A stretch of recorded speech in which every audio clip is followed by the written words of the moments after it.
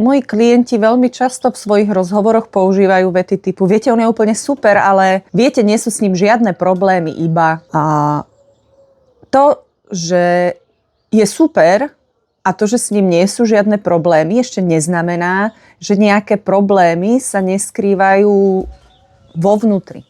Pokojný pes navonok ešte neznamená, že pes je OK vnútri. Niektoré psy sú emočne veľmi otvorené až expresívne, takže nemusíte pri nich hádať, ako sa cítia. A potom sú tu psy, ktoré nám o svojich pocitoch povedia veľmi málo. Práve tieto druhé bývajú veľmi často prehliadané, lebo navonok vyzerajú pokojne alebo pokojnejšie, než sa naozaj cítia. Taký pes nemusí robiť ohromné divadlo, ale ešte neznamená, že je v pohode. Aj tento pes dáva signály o tom, ako sa cíti najavo svojmu okoliu, ale tieto signály tým, že sú v očiach majiteľa tie psy bezproblémové a super, sú často prehliadané a ignorované. Potom jedného dňa sa stane presne to, čo mu hovoríme, viete, ale na ňom nič nebolo vidieť. A takto môže začať nečakaný štart po niekom, vylizovanie si nôh alebo iné kompulzívne problémy. Takže tichý pes nie je automaticky pokojný pes.